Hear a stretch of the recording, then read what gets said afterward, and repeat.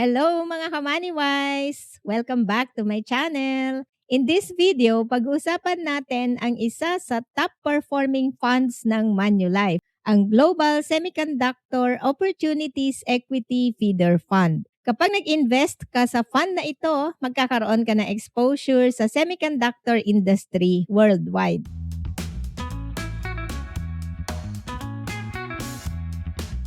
Bakit importante ang semiconductors? Semiconductors are often called the ultimate enablers of modern technology. Sila yung nasa pinaka-core ng lahat ng digital devices we use today. They are at the heart of computers, smartphones, cars, medical devices, and even everyday appliances. Semiconductors have always been the foundation of every major technical breakthrough. The rise of personal computers, internet revolution, smartphones, and ngayon naman ay artificial intelligence. All of these were possible because semiconductor technology kept improving over time. Semiconductors are expected to play an even bigger role in artificial intelligence, AI-powered data centers, autonomous vehicles, and the Internet of Things. And the growth is exponential. They are powering the entire digital economy of the future. And ito din yung reason why Manulife Global Semiconductor Feeder Fund is performing strongly. This is a growth fund. Hindi ito nagbibigay ng dividends. Kikita ka sa fund na ito through capital appreciation. Ang launch date ng fund sa Philippines ay noong November 18, 2025. Annual trust fee ay 1.75%. Naka-incorporate na ang mga fees sa NAV po ng fund. So ang reported returns ng fund ay net of fees already. The target fund aims to achieve capital appreciation by investing at least 70% of its net assets in equity and equity-related securities of companies in the semiconductor and semiconductor-related industries listed globally, including emerging markets from time to time. Ang fund na ito is suitable for investors with aggressive risk appetite. Target fund is Manulife Global Fund Semiconductor Opportunities Fund Class 13 at ang investment manager ay Manulife Investment US. This is an actively managed fund aiming to capture opportunities in the fastest growth areas within global tech sectors. May flexibility ang fund managers to adjust holdings depending on market opportunities. This fund focuses on two major growth themes, semiconductors and artificial intelligence. Sa semiconductor value chain, kasama rito ang chip design, raw materials, manufacturing equipment, production, packaging, and testing, hanggang sa finished chips like logic, memory, and analog chips. It invests across the whole semiconductor ecosystem. So mas maraming opportunities ang pwedeng makapture.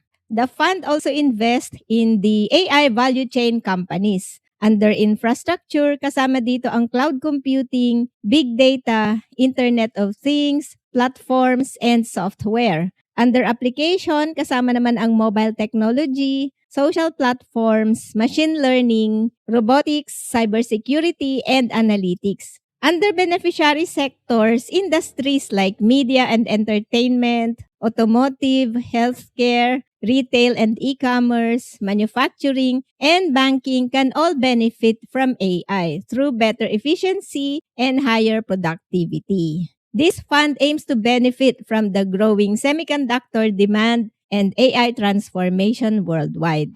Now let's look at the sector holdings of the fund. Ang largest allocation ay semiconductors and semiconductor equipment at 72.05%, followed by software and services at 11.14%, capital goods at 7.47%.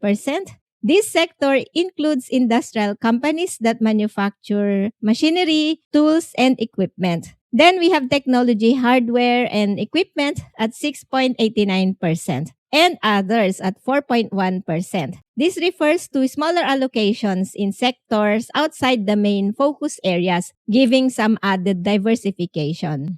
Ito naman ang kanyang top 10 holdings. The top 10 holdings represent 27.34% of the target fund's total portfolio. Each company has a relatively small weight, around 2.3% to 3.22%. Since this is an actively managed fund, holdings and percentages can change as the portfolio manager adjusts positions. As you can see, napakalakas ang performance ng stocks na nasa top 10 holdings, ranging from around 80% to over 400% ang one-year change. Covered nila buong semiconductor value chain, kaya well-positioned for growth ang fund na ito. In terms of geographical allocation, pinakamataas ang allocation sa US at 64.58%. Dito nakakonsentrate ang semiconductor leaders, followed by Japan at 10.6%, then South Korea and Taiwan, which are known for memory chips and chip manufacturing. May exposure din sa China and in Europe like Germany, France, Netherlands, and Italy. The fund is US heavy with strong support from Asia semiconductor hubs and additional exposure to Europe. Ito naman ang performance ng fund since inception. Launch date ng fund ay November 18, 2025. Nasa 58.93 ang NAV po noong November. And as of April 23, 2026, ang NAV po ay tumaas na sa 94.77. So up by 61% after 6 months since November. Ang year-to-date return is 46%.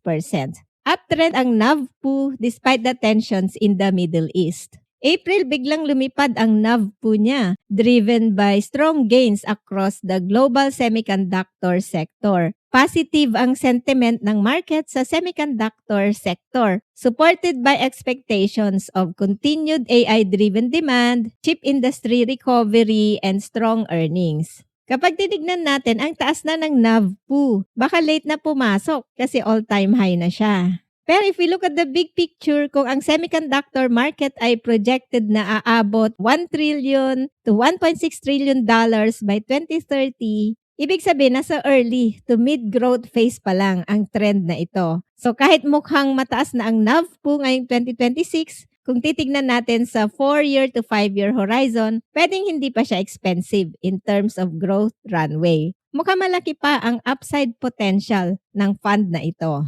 However, since ongoing pa rin ang US-Iran conflict, we should still expect market volatility due to uncertainty sa global market. So kahit maganda ang fundamentals ng fund, possible pa rin magkaroon ng short-term correction sa NAV po, driven by external factors, not necessarily dahil mahina ang performance ng underlying companies.